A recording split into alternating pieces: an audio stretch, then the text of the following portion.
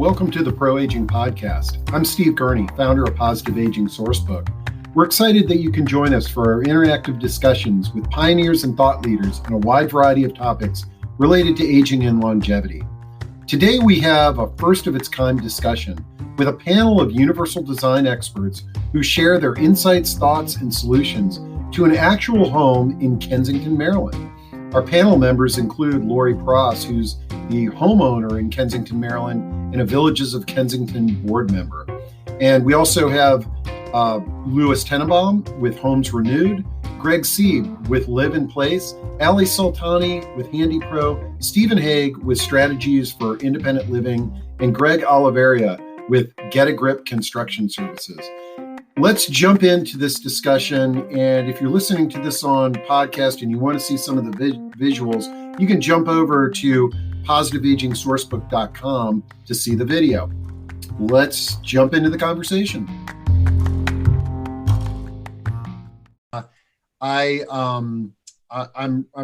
We met Jacob last week, so now it's your turn. So first off, tell us a little bit about yourself and the role that you play there at Caption Call. Sure. Thank you, Steve. I am the Caption Call account manager for Eastern Pennsylvania. I've been with Caption Call for 7 years, but we've had the Caption Call phone in our home for about 8 years. My husband and I have 4 children, and 2 of our children were born with hearing loss, and our audiologist signed up our children for the federal phone captioning program. And it was an amazing tool for our children to be able to make their phone calls by themselves. Job interviews, so many job interviews these days requires first a phone interview. And for people with hearing loss, that could be the end of their job interview process. So it was a huge, valuable tool for them. They are now, Caroline is 24, working on her doctorate in OT at U Sciences, and Clark is 21, working on a biomedical engineering degree. Wow, what a great story. And, you know, we talk about workplace and job issues on these discussions quite frequently, and you are a model of what a great candidate is that think about a product or a service that you've actually used and you enjoy. What a great place to work. This is great. Give us a brief overview of what Caption Call is for those in the audience that are not familiar with it. Sure. So Caption Call is a program that is provided at no cost under the federal captioning phone program. So there are no fees or charges for people that have difficulties using the phone. The phone actually types what the other person is saying, just like captioning on your TV. So we actually have a physical phone and the service. And as I said, that's all provided at no cost. The FCC is the administrator of the program, and they pay Caption Call to provide this service under the Americans with Disabilities Act. Great. All right. Well, thanks so much to you and your team. And I understand you're really interested in this topic that we've got today. Yes. So my parents moved in with us about 2 years ago. My father fell from a ladder hanging a Christmas tree and suffered a traumatic brain injury. And we are finally in the midst of making an in-law suite for them. And our plan is it's designed to be fully accessible. And we're incorporating smart home technology into that space to make them be able to live as independently as possible. Well, you tuned into the right discussion. So thanks so much, Wendy. And let's move on to the topic of the day. And I am super excited about this. For 30 years, I have been trying to convince our readers to make modifications before they're in the hospital and coming home. And it's been somewhat challenging, to convince folks. And as we started doing these digital discussions, I realized, this is the perfect venue for us to really put together a meaningful conversation on creating a safe and accessible home. And so I want to introduce two people that I are very near and dear to me, and that's Laurie Pross and Louis Tenenbaum. And Laurie and Louis, if you can turn your cameras and mics on, and I will see if I can help you do that. Let's see here. Again, always got technical difficulties when it comes to these things. Okay. There's Louis Tenenbaum, and Laurie Pross. Laurie, say something. We can't see you, but we can hear you. Okay. Hi, everybody. Okay, I'm great. delighted to be here. Okay, excellent. Okay, can you hear me? Okay, good. Yep, we can hear you. So first off, let me sort of explain the role that Laurie and Louis are playing here. Is both are on the board of directors of an aging in place village in Kensington, Maryland, called the Villages of Kensington. And now Laurie is our subject for the day, because we're going to be looking at Laurie's home. She's a member of the village, and we're going to be sort of looking and commenting on various aspects of her home. You're going to get to see her home firsthand.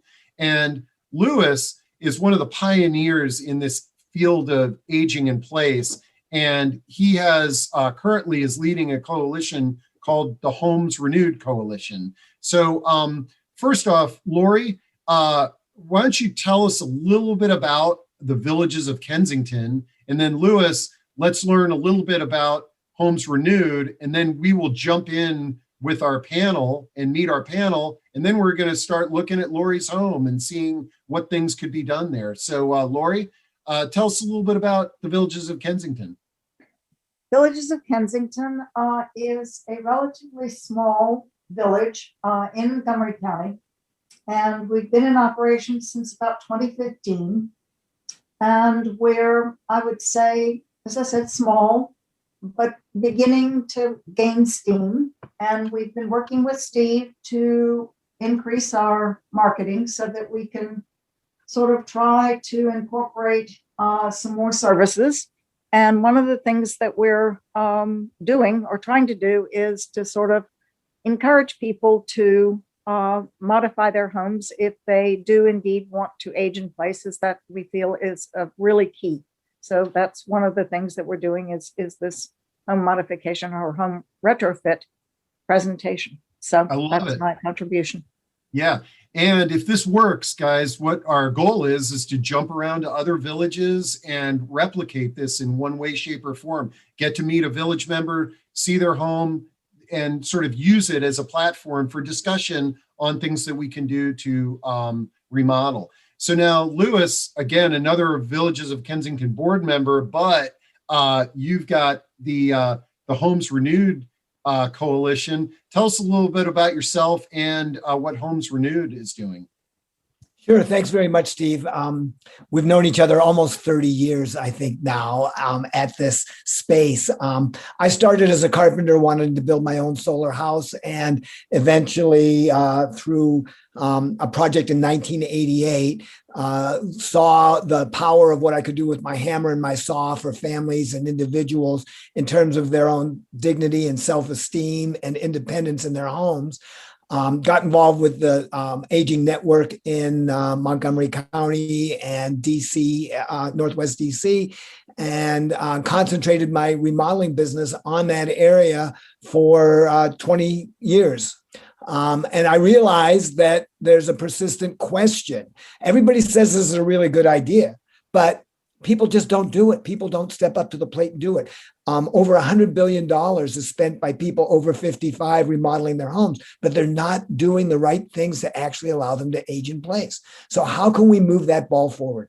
And the mission at Homes Renewed Coalition is to significantly increase the number of American homes prepared for residents to live throughout the modern lifespan by promoting consumer incentives on Wall Street, Main Street, and Capitol Hill.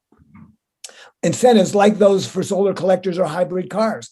It really pushes people and opens the market. And our premise is that it's fundamentally unjust that the medical miracles of longer lives are not accompanied by safe homes where older citizens can choose to live with dignity and affordably throughout their lives.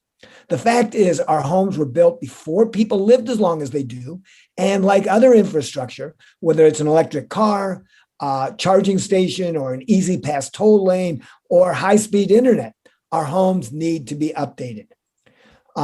Business will get there, but we're all better off as a country, as an economy, and individuals if we can accelerate this movement. So the strength of the coalition, and I encourage you to go to the HomesRenewed Coalition website, and I'll put up the link into the chat. I encourage you to go to the HomesRenewed Coalition website and to join us. There's membership levels at all levels. We are having, I just got off a phone call with a Republican Hill staffer. They are all over this because it promotes business, it promotes jobs, and it promotes independence, and Democratic staffers as well. I'm a little surprised at how interested the Republicans are myself, but it's about independence. It's about the American way. But the idea with the coalition is to leverage the broad cross-sector appeal of aging in place and the business of aging in place and the market for aging in place, so that we need support financially, but it also, that broad appeal demonstrates our voice on Capitol Hill and creates a path to grow an aging in place industry so everyone can live in the home they choose for as long as they want to, safely and affordably. Great. Well, this is exciting, Louis, and we're real psyched to see where this initiative goes, and we hope everybody can support it. So let's at this time, let's bring on our panel, who is, let me just share my screen real quick so you can see everybody's name. But if our panel members can now share their screen, and I'm just gonna, we've met Laurie Pross, she's our homeowner in Kensington. We've met Louis Tenenbaum, Homes Renewed. We're gonna meet Greg Sieb of Live in Space, Ali Soltani with HandyPro, Stephen Hage with Strategies for Independent Living, and Greg Olavarria with Get a Grip Construction Services. So I think we've got everybody on the screen now, I believe. No, not me. Except for Laurie. Laurie, Right. you got to figure What am out I how to supposed turn to that camera on, okay? Okay, well, what am I supposed to do? Yeah, find. I prompted you to turn your camera on, but Yes, I know. we can hear you, but so you can still participate. Okay, I know, but I'm trying to figure out what let's get to know our expert panel members. And on my screen first here, I've got Greg Sieb with Live in Place. So Greg, you want to tell us? There you go, Laurie. You want to tell us a little bit about yourself? Oh, and you got to unmute too. Sorry. Thank you, Steve, and hello to everyone. So at Live in Place, since 2007, what we do is medically based assessments of a person's ability, and then fold that into the actual existing features of the home. And that allows us to address 3 levels: short-term, mid-term, and long-term. Short-term, we assist people to return home safely from hospital and rehab. Mid-term, it's about making the home safe with a higher level of independence. And then long-term, designs that have the potential, should people choose to successfully desire to remain age in place, long-term. So that's essentially what we do. Great. Thanks, Greg. Okay, and then next on my list, I've got Ali Soltani with HandyPro. Ali, tell us a little bit about yourself and HandyPro. Good afternoon, everybody. Thank you for having us, Steve. It's a very exciting group. My name is Ali Soltani. I'm with HandyPro. We've been doing home modifications for people with limited mobility since 2013, and we are certified and licensed to do that. What do? We do anything from installing a simple grab bar in bathrooms and all the way to install any kind of elevators or lift. We do all kind of ramps, bathroom remodeling, and I myself been in the construction world for over 20 years. I'm a civil engineer, and also As I mentioned, been specifically focusing on aging in place and home modifications since 2013. And we've been helping a lot of people to stay in their home. And in these days, it's much easier and cheaper to stay home instead of going to any facilities. Great, excellent. And next on my screen, I've got Greg Olavarria with Get a Grip. And Greg, it looks like you're in your Universal Design showroom there. Yes, I am. I came to the office for this one. I'm very happy to be here. And I started in the business when I was 18, delivering wheelchairs, walkers, hospital beds for a medical company in Maryland.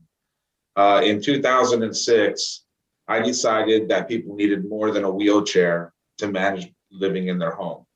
And that's when I started my company.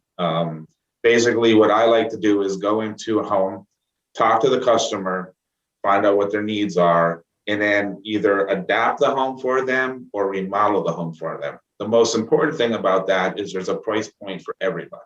Some people can afford more than others. So if you go in and say, look, I can put a toilet riser on your toilet and it will cost you this much, or I can replace the toilet with a comfort height toilet, usually they're going to choose one of the two, but at least you're going to get them to do something to make their home safe. So that's basically what I go into the home and I try to do.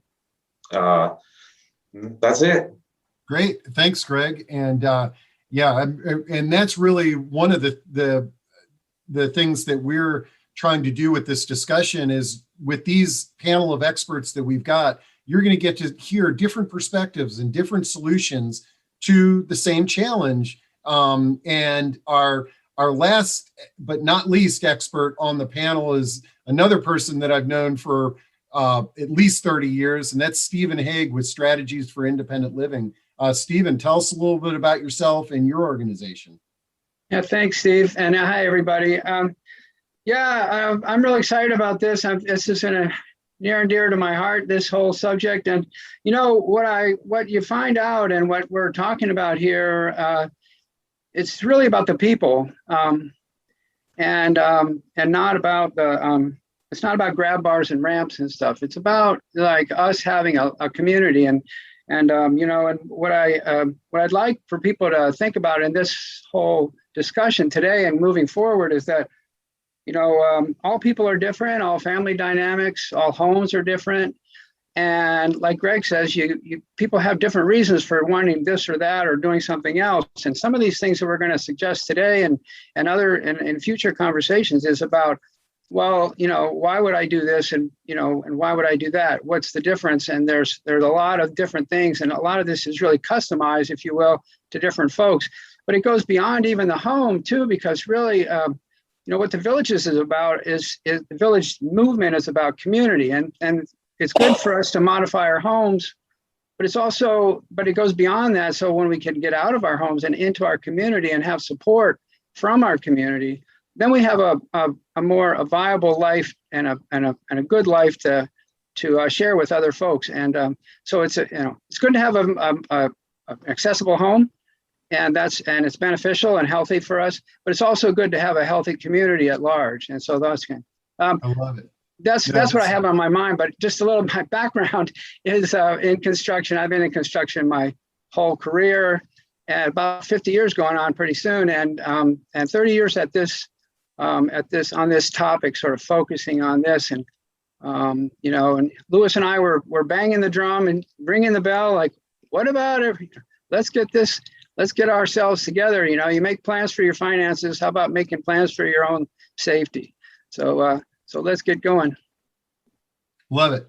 All right. Well, let's jump into this topic. So, Laurie, we're going to take a peek at your house, and one of the things that I wanted to do, and I dropped this into chat with this discussion, is I wanted to sort of use as a starting point these AARP HomeFit guides, because these are free to everybody. If you go on the AARP website and you just type in HomeFit, you'll see a vast amount of resources, and they're very well done. Okay, they're free. They'll trigger some ideas and thoughts, and they'll at least get you started down this journey and then you might outreach to one of our panel members as that discussion moves along.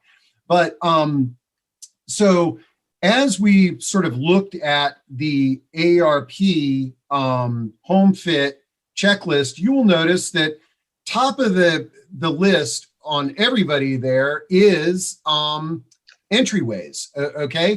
And so what we thought we would do is look at the entryway to get into Laurie's home, okay, as a starting point, okay? And I had the good fortune to go visit Laurie's home, and I shot a little video here that I'm going to play, and then we'll show you some pictures that Ollie took, and then we'll hear from our panel on some different approaches and suggestions that Laurie could use for her entryway. So let's see how this video turned out here.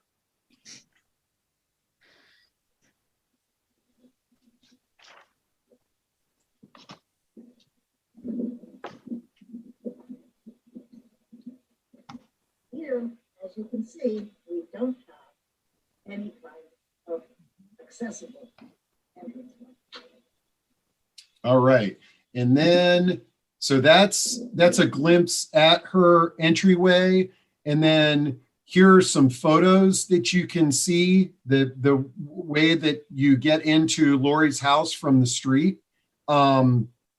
This is at her driveway, and inside the garage, there is a less barrier entryway with this garage door. So let me stop sharing my screen, and let's hear from our panel on Laurie's entryways and entryways in general. And I'm going to start with Ali, since Ali, you went out to Laurie's house to shoot those photos. If you want to make some comments on the entryways to Laurie's house. Oh, and you've got more photos. This is awesome. So, okay, Ali, take it away. Make sure you unmute. Oh, you need to unmute. Here You see the screen? Yeah. Okay, I'm not hearing the first one. You can hear me? Yeah. Now I can hear you. Yeah. Okay. So the front entrance, it's not a good option to make it accessible because it's very steep, and as you see on the right side, you have a little lip at the bottom as well, so you can't go to the street. If we want to do a ramp in the front, so it's going to be a very lengthy ramp, and we have to zigzag in front of the home, something similar to this. For audience information, for every 1 inch height, we need 1 foot of the ramp. At this house, we're probably looking about 60 to 70 inch height, and with all the turning points and all the platforms that we need, we probably need about 80 to 90 feet of space to install the ramp, which it's not feasible and it's not looking good, and we're not suggesting it. But the other option is if we want to use any kind of outdoor stair lift on if someone has any stairs in the front of their home, something similar to these pictures that is here.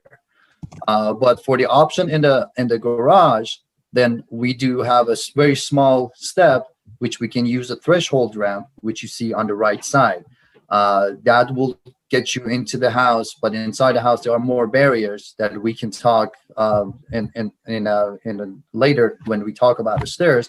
But I think it's the best way to get into the house. We're not getting into the living space when we get to the house through the garage, so we have to take other steps to get to the living level of the house, which the kitchen and the living room and bathrooms and bedrooms are. Then we have to take approach. But as I mentioned, if you want to get through the main door, either we have to go through a very lengthy ramp, or we have to install some kind of outdoor stair lift. Hey, These are a little exaggeration of the pictures that I put, but it could get to that because the other neighbors has much higher elevation. Okay. Hey, Laurie, what do you think of that in your front yard? Does that sound like a good option? Oh, absolutely. I think the neighbors would just love it. But particularly with the wire, that would just really go over nicely. Yeah. Mm-hmm. Great. Well, this is great, Ali. And let's jump to our next panelist, and let's see. I want to unshare my screen. Yeah, thank you. There, I unshared it for you. Okay. All right. So let's talk to our next panelist. Let's go with Greg Sieb up in the upper right-hand corner. And our panel members could honestly, they could talk for hours on every one of these topics. We're all trying to keep our comments at 2 minutes or less, myself included, which is difficult, so that we can kind of get to your questions and we can jump into an open discussion here. So Greg, any thoughts on Laurie's entryways? Yeah, Steve, would you put up my entrance pictures? Okay, yeah, Greg had I wanted some. to take this quick 2-minute approach to speaking about the mobility, since everyone's home is different, and then we can address Laurie's. So on the grip you see in the bottom lower middle section there, that really involves good body mechanics. So if you don't have the sidewalk issues, but you have issues with the step heights, something as simple as that, might be of assistance without being too complicated. Beyond that, if you're returning home from a hospital or rehab short-term, in some locations like the garage, the portable ramp on the right would be a good answer. In this instance, with Laurie's front entrance, the garage, as Ali said, is really the only reasonable entrance. And there's a couple options there. The lower step rebuild there with perhaps 4-inch steps and railings, or if in the case of having neurological progressive illnesses involved with one of the family members, something in the modular category is a good answer, allowing them to walk now and be wheeled later as needed, but keeping their level of independence. And then finally, the front entrance, if you're aging in place and are serious and have the financial abilities, then a universal sidewalk, much like the one pictured on the top left, might be a good option there. Back to you, Steve. Oh, great. Thank you, Greg. These are some great ideas. Okay. Let's see. Next on, Laurie, homeowner has a question here. Okay. Yeah, just that very last, the picture of the universal design one with the curve to it. How much of that one could be applied actually to a house such as mine, which is, where the walkway is actually quite long and the slope is actually very, what am I trying to say, is gradual, but difficult because the flagstones that are being used now are very uneven and very difficult for most people with any kind of mobility issues to negotiate, as you can see here with the picture. So what I'm asking, I guess, is would it be doable to have such a thing all the way down? And have you ever seen it done so that it's not aesthetically unpleasing? Yeah, really good question from our homeowner is, and this is also a good opportunity. I'd love all the panelists to comment on this, but let's jump to the next on my screen here is Greg Olavarria. What are your thoughts on sort of the Laurie's front yard and the potential to do sort of a sidewalk with railing towards her front steps? Well, you just said one of the things I was going to suggest, but what you really need to do is not look at the house, but look at the person's mobility and look at how long-term it's going to be. Then you look at the aesthetics, because that plays a big part of what they're going to want to do. So what I would first recommend, if they're walking or walking with a cane for the time being, is butt all the stones together and make them straight so that you can't trip. And then put an iron railing along the side, on one side, for them to hold. That would be aesthetically pleasing to them and their neighbors. The next step is, if you were in a wheelchair and you wanted to use the front, you would pour it in a concrete from the curb, level with the porch entrance. So there would be only one step into the house where you could put a small threshold ramp. So that would be what I would do for the front of the house. And once again, that's a price point. One is going to be more than the other. Okay. If you do the concrete and you put a railing on the side, obviously there's more labor, there's more material. If you do the stone, you might add 2 pieces of stone, straighten them out, and put an iron railing on the side. What you would have to tell them is the stones might move with settling, and it could be a tripping hazard down the road. If they were in a wheelchair, I would recommend, like everybody else, go through the garage.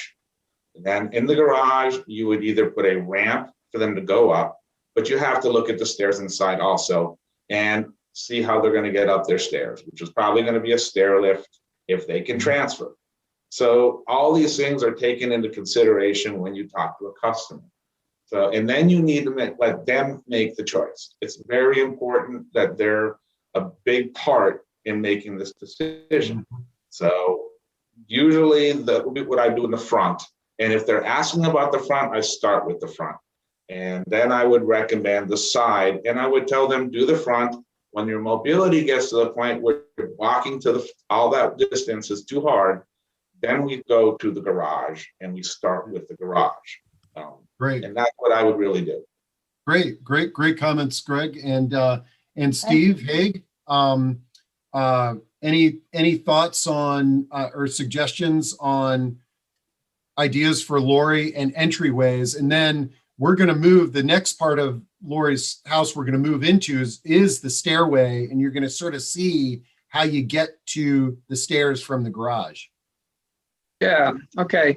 Yeah, I agree with Greg. Everybody, I think, has the right idea, of course. And I want to remind people that these are good ideas, and then you have to decide like what is going to be the idea for you for now. And some of the times, we have discussions with our clients, and we and maybe they're just aging in place. There's no particular disability at this time, but maybe they're and so they're just planning ahead. There's also, like I say about the community, you want their neighbors to be able to visit or family members to come and visit, and they might have particular limitations with respect to getting around. And so you want to try to weigh all that. But saying that, I would agree with Greg Olavarria that it's, you want to look at the expedient maybe first and say, well, we can straighten out this walkway as is. If from a budgetary point of view, it's kind of relatively easier, as he says, to butt up all those, reset all those stones into a straight line, and you'd want to put a good base underneath it, make it all straight, and like he said, you don't want it to settle and be tripping factor and all that, and put a railing there, and you could even consider cutting out that curb at the bottom if you wanted to. And that would be, that would get you an ambulatory person, would get along there pretty well. And folks like, older folks can, who that are maybe a little bit of balance or we're using a walker or something, they could easily walk up there. It's a little steep, but not terribly so. And so you could do that. If you wanted a more uniform walkway, you'd put in concrete, as he says, but that's getting ahead, that's going maybe farther down the road. Knowing that you can do. Laurie's, one of Laurie's friends and a fellow village member, Tammy Rickman, would love it if she could come and visit Laurie with a more accessible entryway. We got a comment from Chuck Thornton, and he says, it is a single garage. It would be important to note if the disabled person is a driver or a passenger. And here's the entryway from the garage. But if you can see her garage here, it's a very narrow single person entryway. So I'm assuming that there would also need to be some extension to the driveway for somebody to get out of the car to get into the garage to enter in some way. Thoughts on the panel, and also Lewis, I don't know if you want to jump in too. I know that this is an area of expertise for you as well. Yeah, I think one thing that you might lose the use of that garage, and a person exiting a car who's really using a mobility device, a one-car garage is a very tough spot. So that's an important consideration. In one case, we added a little roof outside the garage to kind of extend it so that there'd be room to unload outside. We put a little awning roof over that area and cleared a path there into the house next to the single garage door. So that's one strategy. I think this has been really well discussed by some really expert dudes. So I think we should move on. Oh, I like it. I like it. So let's move on to the stairways. Okay. And so this is a video of the stairways inside Laurie's home. Okay. So here we go. Let's see how this goes. So as you can see here, going down these stairs, we do have railings on both sides, which help with stability. Going up, we also have railings on both sides.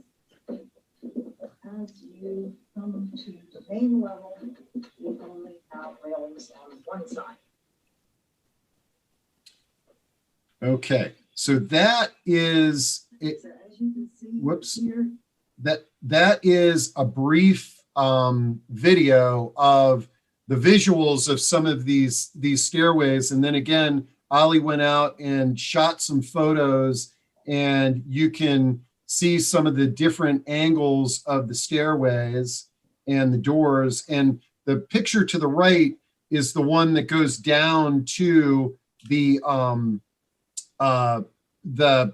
garage entryway. And here's some more stairway shots. So Laurie, would you, and you know, I want to jump back to a comment that Chuck made.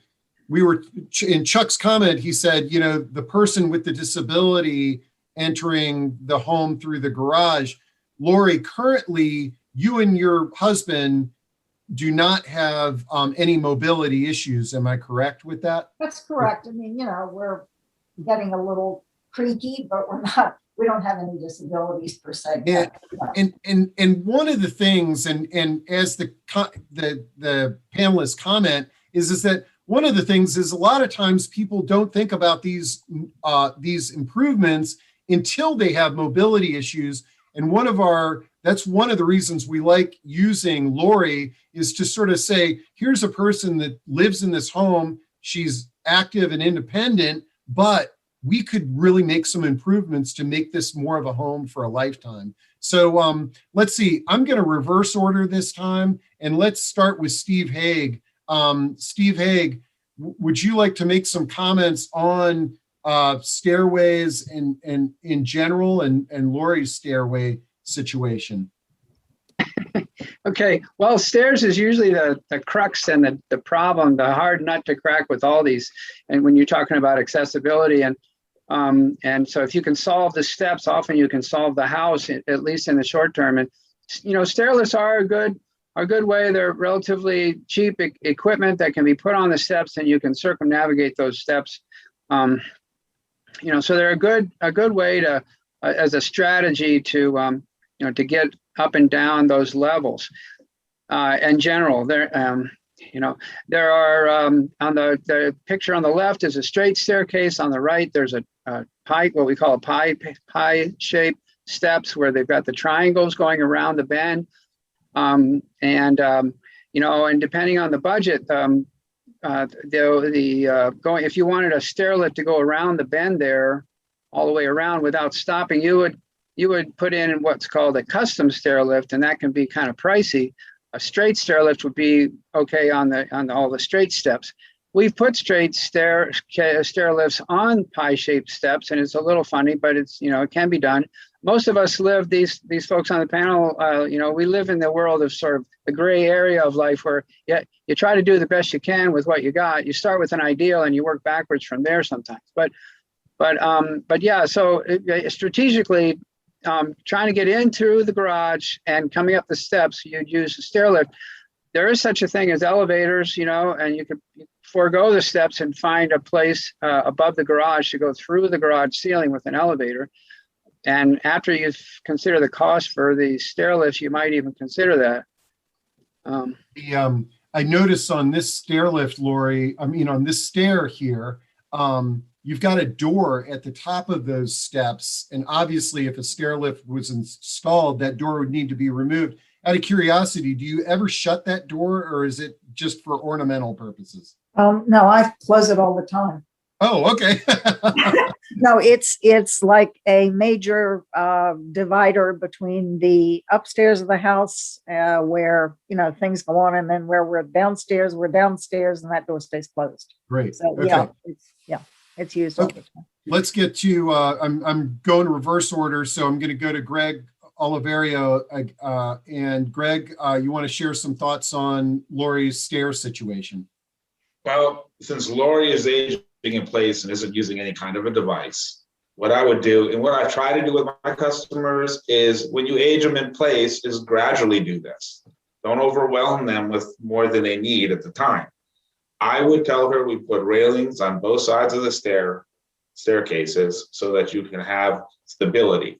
The door at the top that swings open, if I can't convince you to remove it so I can have railing behind it, what I would do is on the opposite side, put a vertical bar. So as you turn the corner on the pies, because pies are narrow steps, you have something to hold on to until you can reach around with your other hand to grab the railing. Now, that's the simplest, easiest thing to do, and makes the home still look like a standard home, not like you have a stair lift in it. If you needed a stair lift, you could do a straight stair lift to the top of the pie. You would remove the door and you put railing on that wall so that when you got off the lift, you had something to hold on to on the left-hand side to walk up, or a curve on the other side. But once again, if you put a curve in, the door has to be removed. It can't stay there. So you're looking at getting rid of the door. Either way, you do a stair lift. Curved stair lifts can run between $10,000 to $15,000. I can put a straight lift in for you for $2,800 and a piece of railing in for a few $100s, which is significantly less money. And if you notice, you have more than one set of steps. So it's a price point for people. Some people can afford the curve, some cannot. So you have to give them options or they won't. If they can only choose a curve and they can't afford it, then what do we do? You know, this is a problem with a lot of people's homes and how much they can pay for. You have to come up with creative ideas for them and give them different options. So that's the one thing that I would definitely recommend to you. Excellent. All right. Ali, you're next up on deck. And make sure to unmute. Okay, so as everybody says, yeah, there are different approaches that we can take. To Greg's points, yeah, the first thing that you should do is putting railings if you don't have any mobility issues, and just you are getting old and it's hard for you to take the steps. So both sides railing would be a great idea. And also we can put some strips on the carpet or on the flooring, non-slip strips, so you don't slip when you come down or you're going up. But if someone has a really disability and they cannot take those steps, then the stair lift comes in place. As everybody mentioned, that there are two different types of stair lifts. Straight can go all the way to the pie, and then they have to take one or two last steps at the top by holding on something as a grab bar or vertical bar or railings. But if you want to go ahead and do the stair lift, there are ways that we can do for stair lifts. This is when you get into the house, this is on the right side, this is the stairs that you have in front of you when you get from the garage. On the right side, which there's a baby gate there, it goes into the laundry room areas, and then you go up to the living area for the first step. So you can run a curved stair lift all the way from your laundry, the way that I draw the line, sorry for the sloppy line, and then have different stops everywhere. So these yellow marks are the different stops. So you can have it stops from the laundry room in the basement. And then when you go up, you will have another stop on the top and the living area. And then this can continue all the way to their bedroom because it's all on the same loop that you can go. If you look at this video, it's a very good example of looping around railings. This job was done last year in Bethesda. It was a townhome that they have 2-story high, and this one goes from the basement to the first floor. As you see, it's multiple wrapping around. as Greg says, there's a price point to it. So if someone really cannot do taking steps by foot, so then they have to do either this, and if they cannot even take 1 or 2 steps at the top, then there's no other way than putting a curved stair lift. And as you see, this is the other manufacturer that they have different kind of railings that we use for curved stair lifts. But custom curved stair lifts can be done to your stairs. And if you don't have that budget, then we have to work with maybe more, 1 or 2 straight stair lifts that sometimes we divide stairs. If it's like a 2 flight of stairs, we install one straight one on each, and they have to transfer from the mid landing. But these are all about that if they can take those steps with foot or not. But if you want to do a gradual prescription for this stair, so yes, start with the non-slip like these. As you see, these are the strips on these steps. There are non-slip strips that we put on before we installing the stair lift. And then putting the railings on both sides. And then third option is straight stair lift. And the final option and the best option would be a curved stair lift. But these has all different, price points to it. Great. And I'm glad you brought up the slip proofing, Ali, because Elliot Grainer says, what about slip proofing flooring in priority order? Kitchen, toilet, stairs, living, and bedrooms. But so I'll get your comments on those, but I want to give our other Greg Sieb, the opportunity to share his perspectives on the stairways, and then we'll be moving to some bathrooms, I believe. Thank you, Steve. So our panel addressed option B, stair lifts, very well. So I won't even go there. If you're in your home and you have a single building, single railing from the builder, it is too short, which causes you to have to lean in order to get it from the top, and it runs out at the bottom, which is where many falls actually occur. So a second railing does 2 things. One is you extend it longer, like is pictured on the left, which allows a person to grasp it as they approach the stairway before they're leaning over the stairway, looking at their future down the stairs. So the other thing a second railing does, and I encourage everyone to get them because I already have placed them in my own home, is that when we have a single railing and we find ourselves putting 2 hands on one railing, we're starting to compress the diaphragm. We're starting to pull ourselves up the stairway. A second railing on both sides will keep us in a better straight posture. Our breathing's going to be better, and we're going to have more oxygen when we reach the top. So anyone who's had home care therapy knows why they're constantly taking oxygen tests when they come in. So that's it for me. I love it. All right. Wow. Lewis, yeah. Just quickly, I appreciate the conversation and the idea of starting in one place and going to another, but I think we should also consider kind of the end game. What would you do just in remodeling your home from the beginning now, thinking about it? And the thing I would say is, and Steve mentioned it a little bit, you could probably find a spot within the basement area that would straddle the line of all these stairs. It would mean some remodeling, but you could put in a 4 or 5 stop elevator that went from the basement in and out one side and the other all the way up, or a lift in a shaft. And that could really work for the long term. The way you maybe get into the house then is, like I said, that awning, and you'd carve out a little area next to the driveway and create an areaway and a door through that window that's next to the garage to get into the basement area and be able to move to this elevator spot. So there's also the idea that you could go kind of take the big road price-wise, go all the way and almost guarantee the ability to stay there throughout your life. Right, and if I can just a thing about to tag on to that is that when we're having this discussion about aging in place, these are ideas that you can flesh out, and now's the time to talk about it. You don't do it right now, but it can be done. What's the feasibility? How much would it cost? That sort of thing. Yeah, and before we go to bathrooms, let's. Elliot has a good question. Are there devices that allow you to pull objects up and down stairs, either machine operated or crank operated, with or without a platform to hold the object? A device that does not obstruct the stairs too much. It sounds almost like a dumbwaiter style product. Anybody have something like that that's available in this space? I think the idea is you install a dumbwaiter. You've got it. Okay. It's rather Not since expensive. my kids have grown up, and moved. I did visit a woman's home who had stair glides that she wasn't using anymore because she recuperated, and now she kept them in there and uses them to move her laundry up and down the stairs.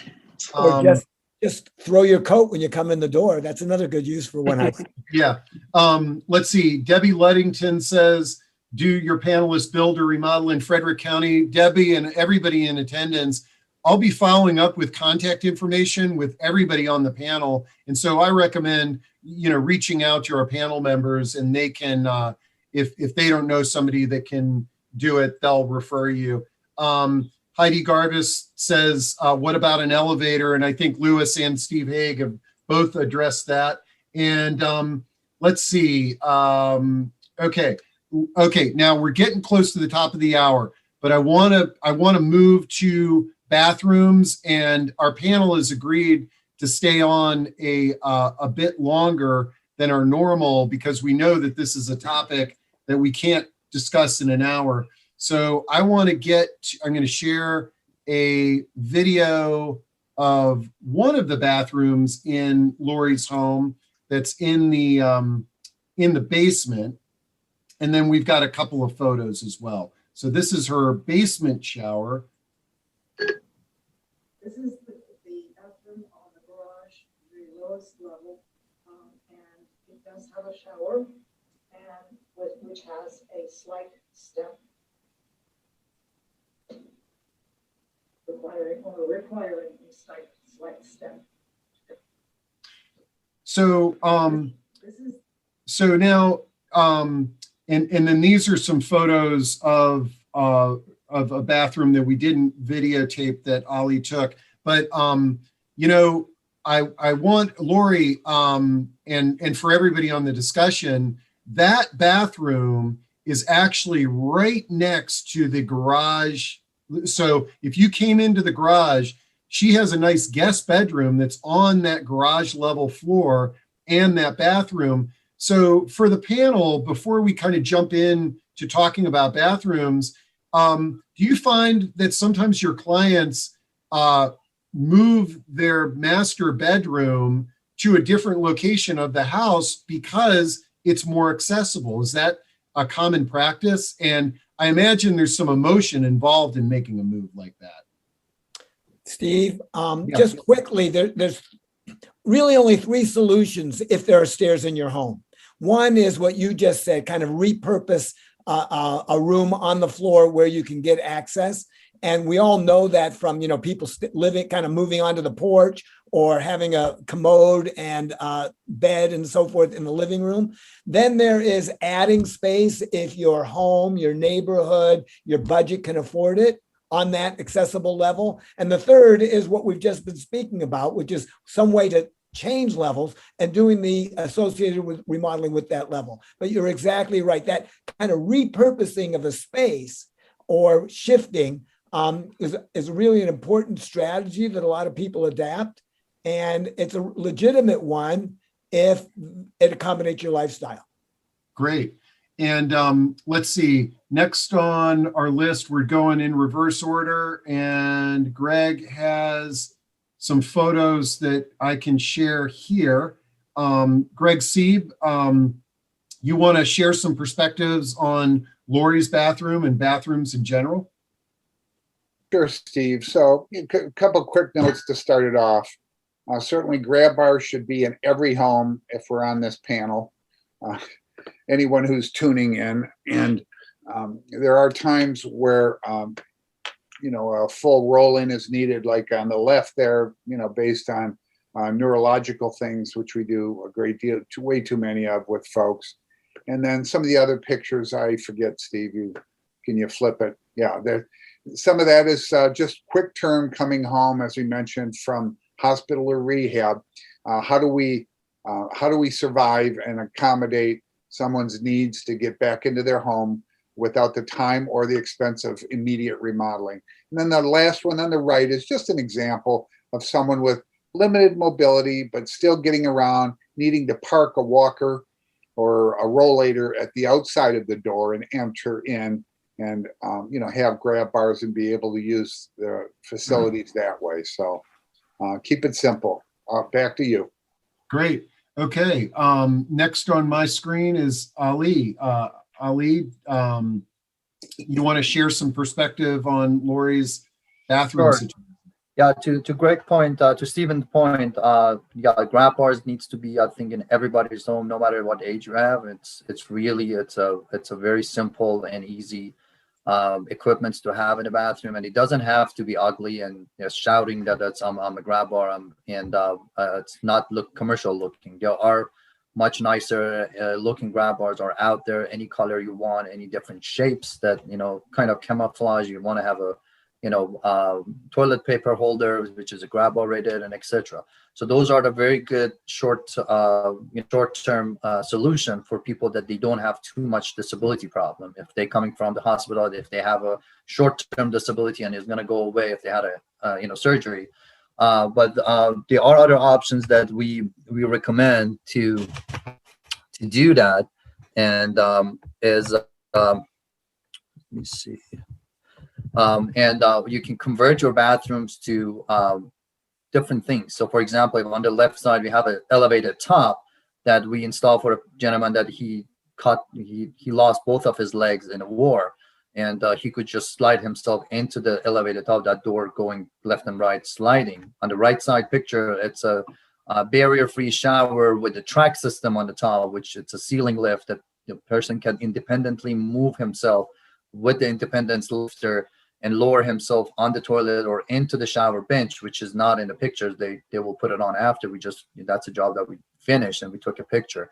Or simple removing the top and make the shower barrier free. This was an apartment. We couldn't lower the level, so we had to do a little ramp. I don't know if you can see it in the picture or not. We did it, a little ramp goes into the shower and putting some grab bars. But to summarize, grab bars and DME products such as transfer bench, and which Stephen brought up, and other stuff, those are the short-term solutions. But for the long-term solutions, barrier-free showers, walking tops, rearranging the bathroom, depends on the size of the bathroom and the budget, can be done.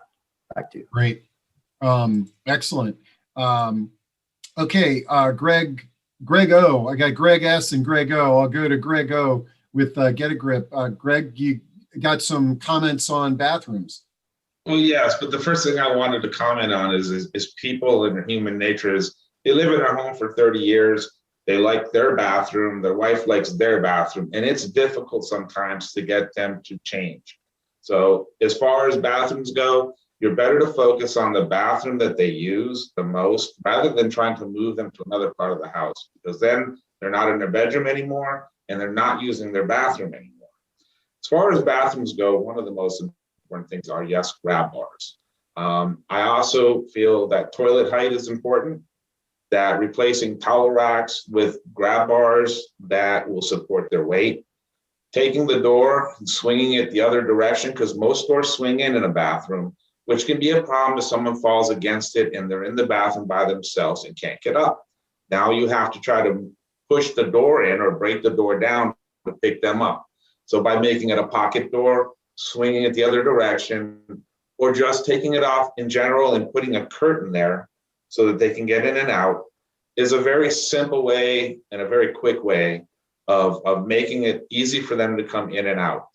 Regarding a tub, you have a transfer bench you could use. If they can't step over the side, you can cut the side of a tub out and make it like a shower that you step in and out. That modification is $1,500, and I do it in 4 hours. Okay. Having a chair to sit in is important, and a handheld down by their side, so that if they were washing their hair and closing their eyes, they don't lose their balance because they're sitting. Okay. And that's somebody who is aging in place. If you can't bring your walker in because it's too wide, that's where if there's no door, maybe you can get it in. If not, you have to have products that when they walk through the bathroom, they have things to hang on to.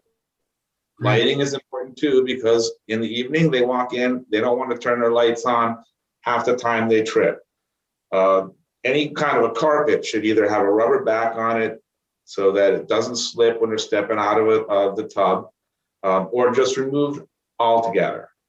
If you're going to remodel the bathroom completely, yes, roll-ins are very good. They're also, the modification is you got to do a lot more to it. You can take a tub out though and put a shower pan with a liner, and you can do that. It's a lot less expensive than modifying the entire bathroom. There's so many things that you could talk about to help people. And the price points for, like, let's say a track system and a complete remodel is $50,000. To cut the side of a tub and widen the door and put a taller toilet in and some grab bars on the walls and inside the shower, you're looking at $2,000 to $3,000. So it's always a very important thing when you talk to a person is if you approach them with a $50,000 job, they're going to say, oh, no, I can't do that.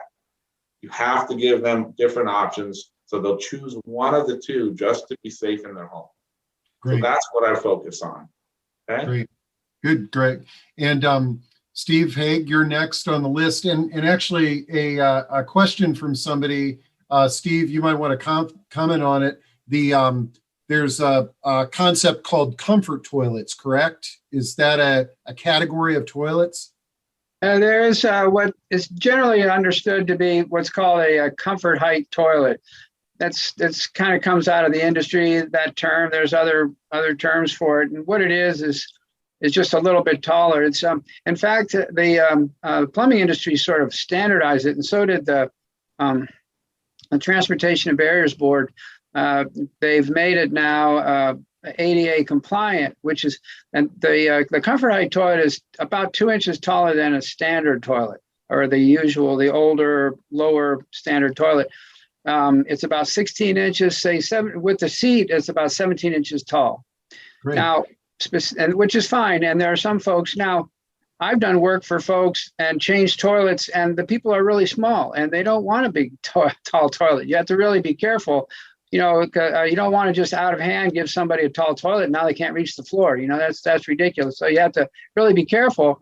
But for anybody over, 5'8", 5'6" and up, you can use a taller toilet, and it will get the whole thing about toilet seat height comes from sort of being at a level of a wheelchair, so you can transfer straight across from a wheelchair seat, and that's really more like 18 inches or so. And some of my clients, need more like which is sort of like a dining room chair, is about 18 inches.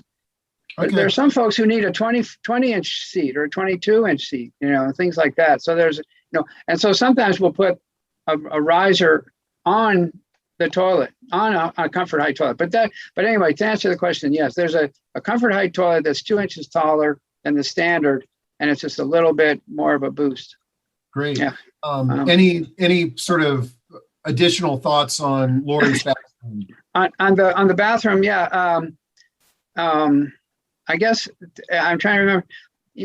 I think planning ahead for aging in place. If like folks have said, yeah, you can. And thanks for the pictures, you guys. It's really helpful to have pictures.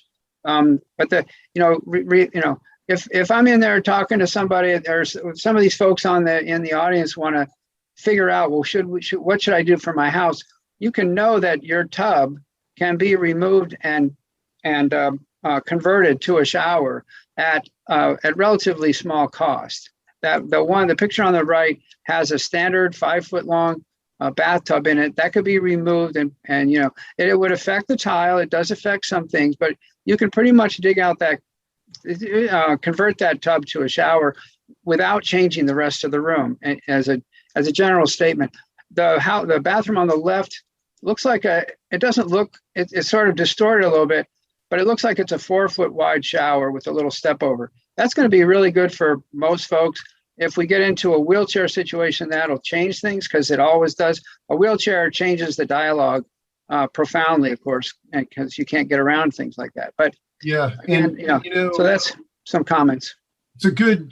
some of the questions, a lot of the questions that we're getting relate to wheelchair accessibility. And in fact, Chuck Thornton says, how about wheelchair accessibility as far as doorways and vanities? And as you look at both of these bathrooms here, the vanities are not something that you could roll into or sit down underneath. Let's see. I think as we just decided prior to this event is we were going to only have time to get through these three parts of Laurie's house. So I'd like to kind of open things up to a wider discussion and answer any questions that you all have on universal design, on your house, or what have you. And so if you've got questions, type them in the Q&A box. You can raise your hand as well. Marianne Griffin has her hand raised. Louis, you want to make a comment? And then I've got a question from Bren Lizio. I want to direct to the panel. And then Marianne Griffith, we're going to call on you. So Louis? Yeah, just quickly, Steve, I don't know if it's hard to go back to that photo, but the bathroom that had, first of all, it had a bidet toilet seat, which is one of my favorite products. I love it. I encourage people to get them. They're a hygiene product, a luxury product, and both. Second of all, if you look at that bathroom momentarily, if it were truly curbless instead of a mini curb and the shower door removed, and as you say, the vanity were open beneath, then you can all of a sudden see how that bathroom will contain this maneuvering space that would make it easy for a person and or a caregiver to work together in that bathroom using a wheelchair or not. Similarly, in the bathroom on the right, if it were opened up for a curbless shower, as Steve mentioned, you get all this space, this kind of bonus space, because the shower floor and the room floor are one floor. And that gives you that maneuvering space, which is so important when caregivers and caregivees are, in this sort of three-legged race together of maneuvering as one. Great comments. Let me ask the panel. This is a good question from Bren Lizio. Can you suggest manufacturers that create the most beautiful grab bars? Anybody? Well, Ponte, what is that? What is that called? Ponte Gricchio? I can't remember now.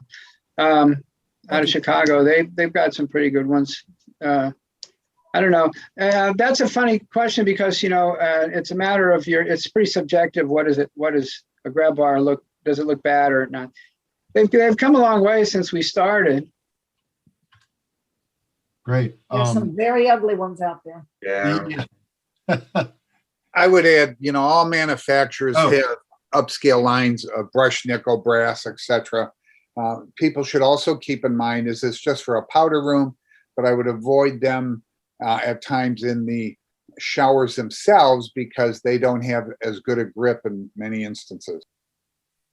There's just some photos of grab bars in colors, grab bars in shapes. They don't need to be your grandmother's grab bar. Yeah, these pictures are better than none. Pictures that Louis is sharing, it's as a manufacturer from Italy that they make any color you want, and that they wrap their grab bars with a silicone, so it's not going to get cold and it's not going to be slippery, and you can get almost any color you want, pink, orange, blue, whatever color you want, you can get it, and it's silicone wrap, because a lot of people complain about the grab bar being cold when they grab it, but these grab bars will not have that problem. Great. Let's see. Okay, I said Marianne Griffin was gonna, she's got a question, so I'm gonna unmute her mic. But while she does that, Chuck Thornton says, what are your recommendations for kitchens? That's a huge issue. Chuck, we only had time to get through these three things. I say our next one, maybe we focus on some kitchens or an individual's kitchen. But does any of the panel members have some general thoughts on design in kitchens? There are a lot of aspects that you can work on a kitchen. Like, as you mentioned, it's a full topic by itself. But lowering appliances that they are higher. There are motors that we can put inside the wall cabinets that they lower the shelves for them to put their stuff in. Have the sink open underneath so they can roll under. There are a lot of things that you can do in the kitchen, which, I think we have to dig into it in different topics in different days. Great. Yeah, Grego. Well, I have a kitchen in my showroom here, and if you're in a wheelchair, some of the important things are having the oven and stove down where they're accessible, having a microwave where you can reach it, a split level fridge, because if you have a standard fridge with a freezer below or a freezer above, there's a lot of things that you're not going to be able to access. But if it's split level, split refrigerator, now you have accessibility to both sides, because you're not going to stand up to grab things out of the freezer if it's on top. So it's just a more functional refrigerator for you. And you just need everything to be accessible by wheelchair, most important thing. Great. Marianne, I think your mic is open now. Yes, thank you. Steve, a question for the group in general. Many of us in upper Northwest DC live in neighborhoods where we have historic preservation, which adds whole nother layers in terms of permitting, et cetera.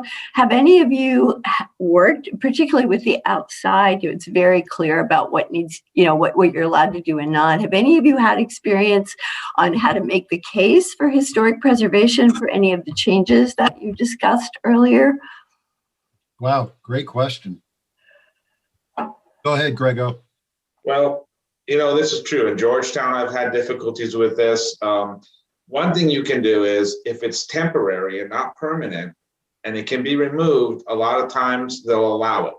Otherwise, yes, you're going to have to design an iron railing that's almost exactly like the other iron railing and get approval for these types of things. But if it is considered temporary, and you have a disability, it's pretty difficult for them to say no to that. Great. Laurie, somebody noted that you were waving your hand, that you wanted to say something. Did you want to make a comment? And I think our audience is curious. What do you think about what these guys are saying about your house? Listen, I'm there, particularly with the stairs. I want one of those stairs, a spiral one that goes all the way, because we have 4 sets of stairs. So we'll have to save our pennies. Yeah. Okay, let's see. Tim Titus has a great question. How do you avoid over-designing for aging while preserving the marketability for resale? Great question for the panel. The key thing is that you're making your home. It's really hard to find a home with these types of features. If they're done beautifully, they disappear. You take those 2 points together and realize that your home, well-designed, well-looking with these features, is the most desirable one on the block. Cool. And then, to comment more on Louis, exactly. If it's done correctly, you don't even need to remove them if someone moves in and they need it. The other day when I was meeting Laurie's home, she just renewed her bathroom, as you saw in the pictures, the smaller bathroom, and she wanted to put the grab bars on the very expensive tile and make penetration into those. And I suggested her, you can have some grab bars from Germany that we can install with a special glue that it can be removed after you don't need it. So these are the things that we sometimes think about of resale value. And I told her, if you want to sell your house or you don't need them anymore sometimes, then it easily can be removed instead of going through all repairing on your tiles as well. So there are some stuff, depends on the situation, we can recommend for the resale value or design it somehow that it can be removed less harmless to the house. Great. Yeah, Grego, if you want to comment, and then Beth Wiseman has a question, so I'm going to unmute you, Beth. Go ahead, Greg. Well, unfortunately, I can be very honest with customers, and I'll ask them, how long do you intend to be in the house? And they say, well, until I drop dead. So why are you worried about resale? Let's just make it very functional for you. Unfortunately, it's the truth, for a lot of my seniors, and I'll see, 4 or 5 a day. So. Great. Good comment. Beth, I think your mic is open. You have a question? Not a question, a comment. We had a sample house in Pikesville that someone who made these changes did, and he took tours on it. The house was gorgeous, and he had to point out that these were the changes made. Nobody would know it. Step by step, he said, look, this one, and you just kept going, oh, really? It was really gorgeous. So there was no problem in the resale at all if you make these changes. Thank you. Great point, Beth. And I think all of our panel members, that's what those are the types of jobs you all aspire to, are the ones that you can really spend time with the customers, create a design that's customized for the family and doesn't look institutional. I think what I hear from people in your profession so often is you get that phone call when somebody's in the car on the way home from the hospital, and you've got to make changes immediately on a tight budget. Steve, if I can just jump in, that's a great point. The interface between the discharge planning process and the remodeling process is really poor. Good remodeling takes real time and planning. And that's part of the reason I want to, behind the coalition efforts to incentivize people to do this while they're remodeling, make it beautiful, get your home ahead of the time. Maybe you won't fall. Prevention's a really important part, but also you can return home where you're happier and more comfortable more easily if your home has been updated before something that might happen does. Excellent. Okay, we got two more questions, and jump in there, Greg S. But I got two more questions, and then we'll kind of wrap things up. Greg? Louis, thanks for those comments. And I wanted to throw one thing in retro back to the kitchens. It's great to have time and the financial ability to do the remodeling. But if you're on the way home from rehab or you're newly in a wheelchair, you have limited resources. It's also about organization. So in the kitchen, my comment is the 80-20 rule. Like you said, get the microwave down, but do the 20% that you use 80% of the time. That can be reorganized. So that's actually a discipline with a good occupational therapist. Thanks. Love it. Okay, let's see. This is a good question from Janet Gritz. How do no barrier showers eliminate water leaking onto the floor outside the shower area? I've always wondered that, because you could be creating a slipping hazard if this is not done correctly. I'd love comments from the panel. For one thing, we usually use this tile that's similar to what you use on a swimming pool deck. Kids are running on swimming pool decks all the time. Each tile has a coefficient of friction number showing how slip resistant it is. So if you use limited, tiles with a high coefficient of friction outside the shower area, and particularly from my point of view, lots of grout lines, so 2-inch tile, not 12-inch tile, then you don't create these slip surfaces. Your foot grips at both the tile surface and the joints between the tile.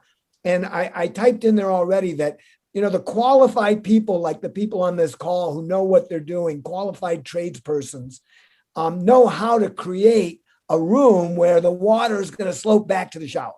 It's just not really that big a problem. We've all done them. I've done them in high-rise buildings, and it didn't leak into all the apartments in the 17 floors below. So it works.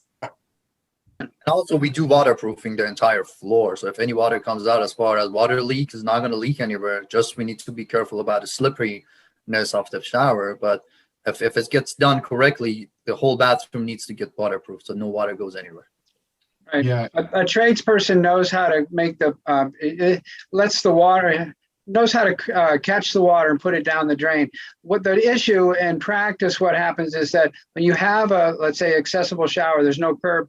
A lot of times you have the curtain, you might have a curtain on it, but it's open because you have a caregiver, let's say, helping me with the shower, in my shower. So the water spray can get out on the outer floor area. And that's just in practice.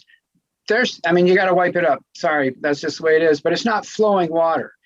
There's the flowing water goes to the drain, doesn't get outside of the shower area.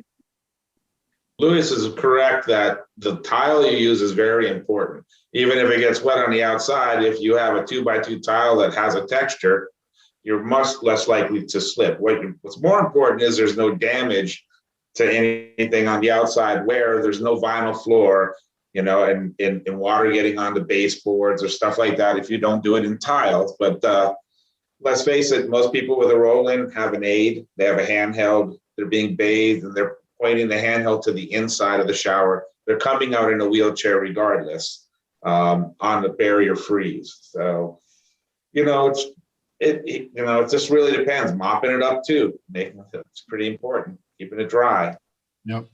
Great. Wow. Okay. So now the last sort of question comment is somebody who says, please talk about and discuss all bedrooms and full bathrooms with a bathtub and shower are upstairs. How to locate a full bedroom with a full bathroom on the first floor with a kitchen and an entrance to the home.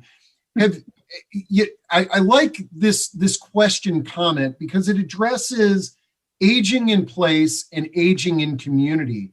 Do you ever stumble into clients who they really want to adapt their home to make it a home for a lifetime, but the mechanics and the bones of the home, it may be cost prohibitive to actually modify that home, but they could stay in the same neighborhood if they found a different home with a different floor plan? Anybody want to comment on that? I've had that, Steve. People have called me, or I've called them back 2 or 3 weeks after a consult and informed them, and they are embarrassed to tell me sometimes that they've decided to move. And I always say, look, you found a better place in your neighborhood, as you say. And I've helped you to make an informed decision about that, because maybe your house wasn't a great candidate for this type of remodeling, then I feel like I've done my job. Informed decisions make us comfortable with our own lives. And in some cases, I've gone on and helped them, make smaller adaptations to their new place. Great. Let's see. Another question came in, and this is actually a really good wrap-up question. It's Susan Kimmel says, what is the Villages of Kensington doing to help your members update your homes? And Susan, I will tell, because I'm on sort of this planning exploratory committee, this discussion is sort of a step in the first direction, is to sort of have a dialogue and see if there's areas where we can use the members of the villages to sort of inform them on some of the changes they can make and connect them with experts in the field. But Laurie or Lewis, you guys might want to comment on that. The whole idea with the village movement is to gather people together who are like-minded and love their homes and communities and provide all kinds of resources through the miracle of community. And that's why I'm involved with the village movement. Laurie? I would say the same thing. We're trying to, with this presentation as a start, we're trying to invite them to start thinking, which I guess is really the beginning. And Right. then we will invite them to start thinking again, because I think we have to keep doing it. It's not a one-shot deal. And of course, one more question came in that I think is super important. This ties into what Lewis is doing, but I believe some of the remodelers some of the professionals on this call are aware of resources. It says, are there any tax incentives for building, remodeling with universal design? I know Ali, and I think some of you all are involved in a program in DC where there are some incentives already in place for this. But Lewis, this is your mission for Homes Renewed, correct? It is exactly our mission, to get people thinking about it and make it so that it's just still beautiful, but a little less expensive to do it the right way. One of our primary goals is to make the availability of 401k and IRA money without tax or penalty for the elements of a remodeling project that contribute to accessibility and safe aging in place. And that way, everybody starts to be able to push these ideas because they actually cost less. There's also, though, I worked for 10 years, and Beth Wiseman has been on the chat about this. The Design for Life Montgomery program is a little cumbersome to make use of, but it is one of the first visitability and tax credit programs using property tax credits in the country. Does anybody can get up to 10 grand tax break in Montgomery County by doing any home modifications. And the program that you mentioned in DC, those are for lower income people. That there are a lot of programs for people that has a lower income and a threshold, that they have a threshold. They can help from the counties and state. And DC has a program, Safe at Home program, which we are involved with it. I think Greg O is involved as well with that program as well. Great. Holy cow, it's an hour and a half. And I tell you, I feel like we just scratched the surface, but this to me was one of the best discussions on this topic that I've ever been involved with. Laurie, what do you think? Do you think you and your husband are going to be thinking about some of these improvements to your home? Oh, heck yeah. I mean, I've been talking to him about a stair lift for a couple of years now. So that will continue. That discussion is going to continue. And then I think we're going to do something about grab bars in this master bathroom that we've just redone. I don't know what exactly, but something. So that discussion is going to continue. Laurie, the one thing I'd remind you of is a stair lift is for somebody who literally can't walk their stairs. If you put one in too soon, you actually lose muscle tone in your legs and make your mobility even worse. Use your hand railing as long as you can. Right. Oh, I'm not talking about installing it right this instant. I'm talking about the need to think about setting aside some pennies so that we have the money to install it when it's necessary. That's all. Okay. It takes a while to convince, you see. So I always have a 5-year plan going. Okay, that's better. Yeah. Okay. Always remember that the first place that you fall is in the bathroom. Second place is the staircase. Oh, I know. So, I know. These are the most, and you already tackled the bathroom, and in the future you will want to do something, either putting railings or stair lift in the staircase. Yes. I fell on my stairs and broke my neck when I fell on my stairs. I have epilepsy, so I had a seizure at the top, broke my neck by the time I was at the bottom. Ooh. So I had to have it fused. So, disabilities, I totally understand because I have one of my own. So. Right. All right, guys and gals, this was great. I'm going to close this out. We'll send the recording. We'll send the contact info, and stay tuned. We're going to do this again. And I want to thank everybody for staying on for so long today. Thank you all very, very much. Thank you so much. Thank you for having me. Thank you.